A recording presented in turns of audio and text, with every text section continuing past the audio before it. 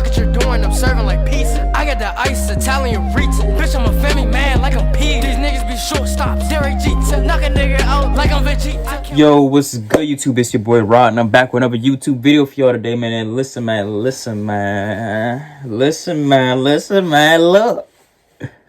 Boy, if you don't get... I'm here with another reaction video, and this one is titled, Could Two People Actually Repopulate the Earth? By the infographic show. So, go show them some love. But I need them more. You already know how I'm rocking. I'm on the road to 2K. Let me get there, please. Let me get to 2K. I need that 2K. I need that 2K. I need that 2K. I could smell it. I could smell the 2K. It's in my sights. I just need y'all to help me get there. I need that boost. I need that extra push to get there. But can two people repopulate the planet? Yes, they can. But can their children continue to populate the planet? No, because then they'll be inbred and having all these type of deformities, 3 eyes, freaking four heads, freaking 10 toes. Well, 10 toes of 1 foot, that is. Freaking 6 arms. Gonna have kids looking like Dr. Octopus. You know what I'm saying?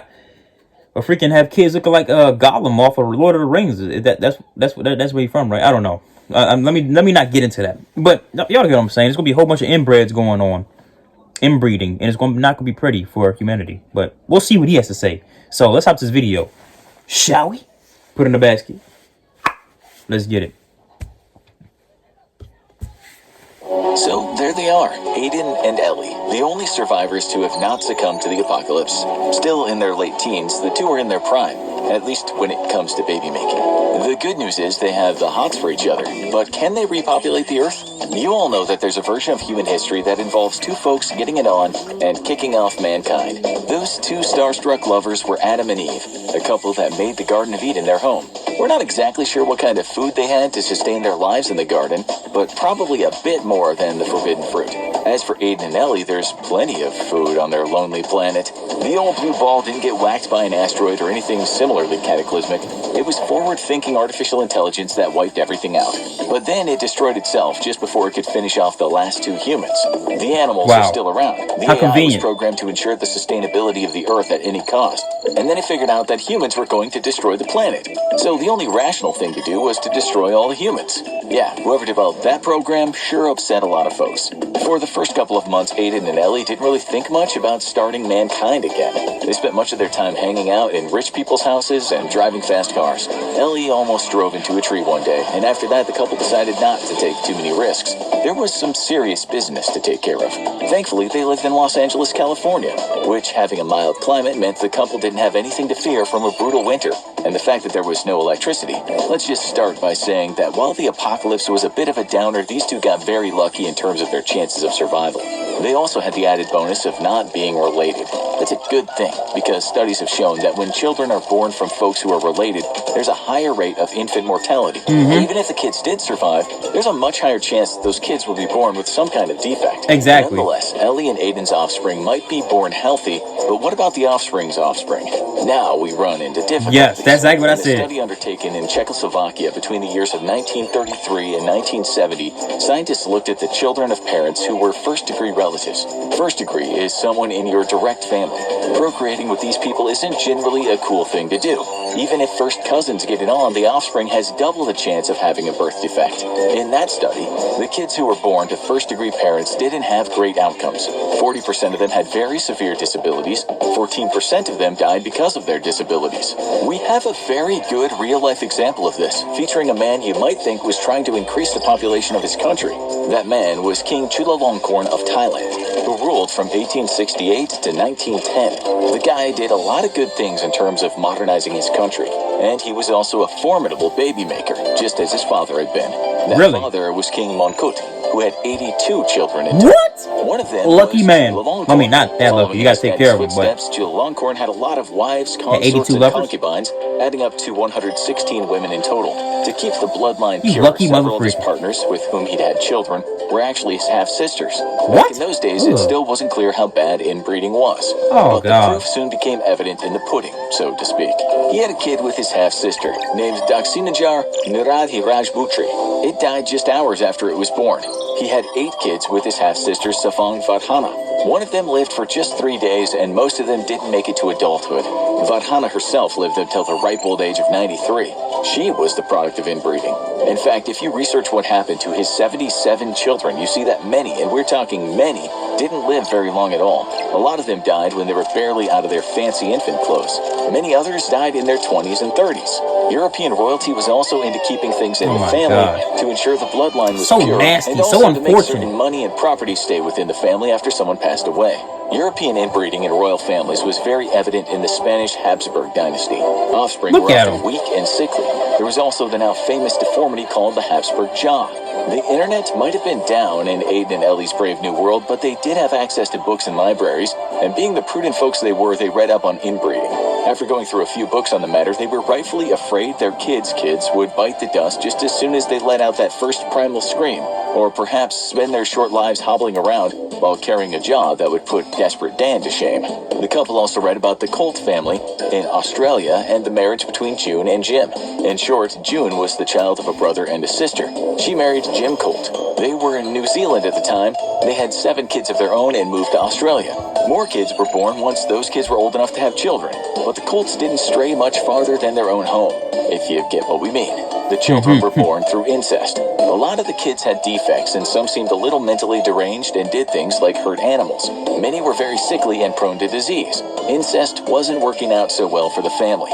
When an investigator found them, he said it was like nothing I'd ever seen. The story sent shivers down Aiden and Oh my gosh, and add in 2 seconds? Just sitting for a while in the library, thinking about a team of kids running around with fungal feet trying to set cows on fire.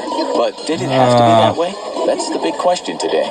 Some, not many, of King Chulalongkorn's children that he had with sisters went on to have fairly normal lives, though admittedly it's hard to find kids who lived past the age of 40. Aiden and Ellie were now certain that a small gene pool was going to lead to a future offspring of physically and mentally ill kids once their own children started procreating. But what choice did they have? They had one kid, a boy, and named him Carl. Then they had another kid and they named him Asher. Damn, they thought, 2 boys. Then Carl accidentally killed Asher when they were fighting over toys. After which Ellie and Aiden had a 3rd child and named him Sebastian, another boy.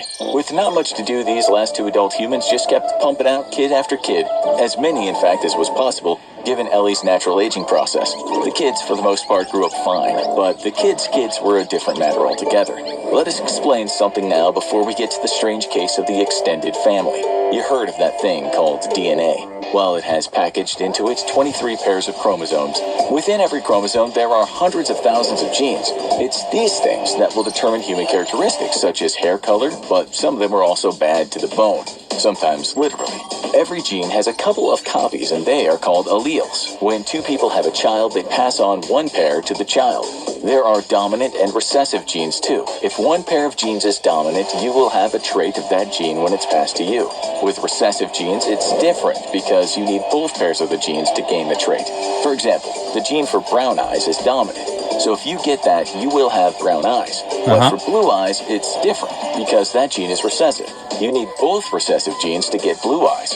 In this case, both your parents passed on blue-eyed pairs of genes. But if one of your parents had the brown-eyed gene, you'd get brown eyes. Importantly, though, as you know, not all children get the same DNA from their parents unless they are twins. You get 50% of your DNA from both parents, making 100%. Now imagine that DNA, say from your mom, was half a pack of cards. When the next child is born, that pack is shuffled. So the next child doesn't get the same DNA with all the same genes. But if there were lots of children and you kept shuffling the pack, at some point, some sets of genes will look similar to another child's. This is important to know as we go along with the Aiden and Ellie story. The good news is that many defective traits are carried in recessive genes. This is great because they aren't very common. And to get a harmful trait, you have to get a pair of them. This is exactly why it's good to play the field with strangers. Okay, that's a joke, but if your parents are related, there's more of a chance that they carry some defective gene, and in that case, the child might get a pair, and one thing leads to another. A child is born with a chin that looks like an old boot. If there are generations all from the same gene pool, at some point, even with all the shuffling, some bad genes might match up. The Habsburg Charles II of Spain was the man famous for his chin. It took generations of inbreeding to make him like that. In fact, he was born with scores of defects and disabilities which made his life hell. After many years of suffering, he died at age 38. Just to give you an idea of what can go wrong, Here's his autopsy report. Heart was the size of a peppercorn. What? His lungs Ew. corroded. His intestines rotten and gangrenous. My he had God. a single testicle black as coal, and his head was full of water. When Ellie read that, she fainted on the spot, just thinking about future generations of her family. That's terrible. The first thing that came to What a mind was a horrible life. grandkid of hers looking like a character from a movie she'd watched as a kid called The Toxic Avenger. But then one day she was reading from another book, and something improved her grim mood. She read the lines, "The evidence for the short-term effects of low genetic diversity is very strong, but all these things are probabilistic. There are stories of incredible journeys back from the brink. Anything is possible. You can get very lucky playing cards." Ellie tried to translate that in layman's terms and came to the conclusion that if she and Aiden knocked out enough kids, and those kids knocked out enough kids, then despite the fact that there will be lots of challenges, cow burning even, some of those kids could possibly flourish and the future of mankind could be in the bag. Ellie's hair eventually turned a shade of gray, and at that time her beloved husband was a formidable farmer.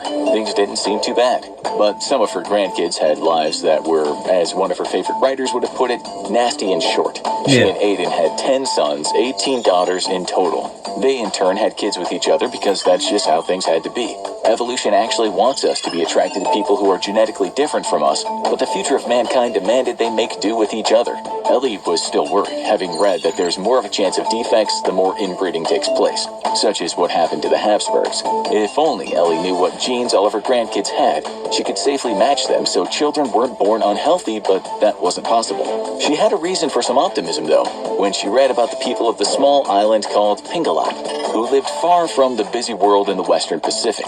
These people were almost wiped out in the 18th century when a typhoon struck the island, but 20 of them survived. They flourished after, even though a recessive gene ensured that many years later a tenth of the island was afflicted with color blindness. The thing was, this disorder, called complete achromatopsia, was thought to have come from one man, but it didn't show up in the population until the 4th generation. But still, not everyone got it. This made Ellie happy. She sat there with the book in her hand, and with one of her granddaughters crying from a crib nearby, she repeated those words in her mind. Anything is possible, anything is possible.